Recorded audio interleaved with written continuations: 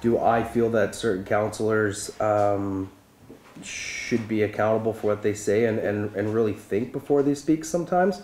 Absolutely.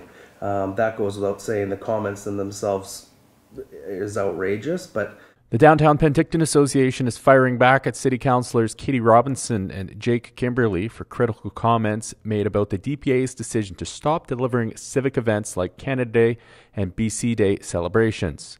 I have a problem with this. There should be consequences to the actions that are taken, and so far we've seen no consequences to the decisions that the DPA made.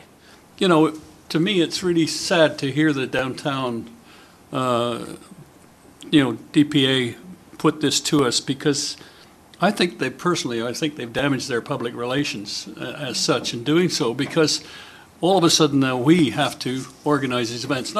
The councillors laid into the DPA for dropping the events with little notice, something disputed by the Business Improvement Association, which says they brought the issue to city staff at least 4 months before they pulled the plug.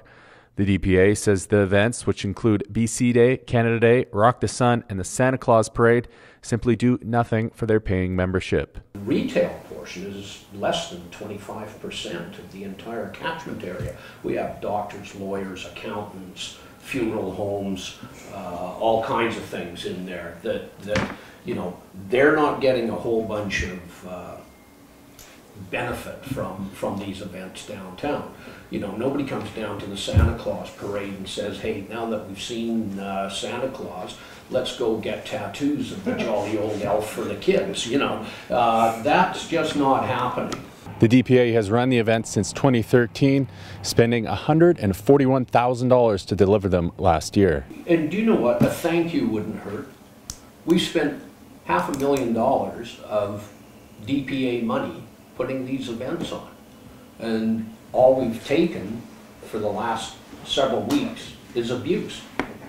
An apology would be nice, but we're talking about a bunch of politicians and bureaucrats, so I don't think that that's going to happen. It's not like they rush to the microphones to say, oops, we screwed up, I'm sorry. So I don't think that that's going to happen. What we want is some civil discourse, and if there's going, if we're going to move this thing forward, we're perfectly happy to help them with that process.